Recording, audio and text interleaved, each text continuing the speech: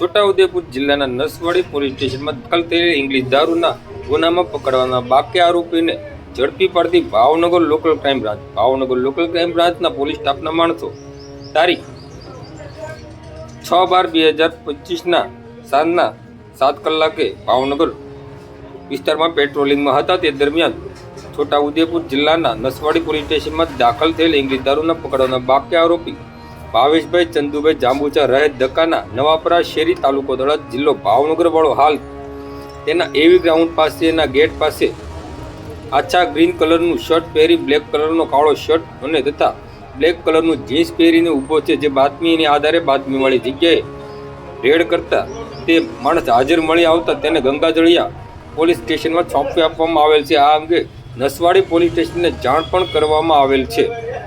આ કામગીરીમાં police inspector Shri AR વાળાના માર્ગદર્શન હેઠળ અરવિંદભાઈ બારૈયા, ભરતસિંહ ડોડિયા, તરુણભાઈ નાંદવા, ગંભીરભાઈ પરમાર અને પ્રવીણભાઈ ગળસર સહિતના જોડાયા હતા।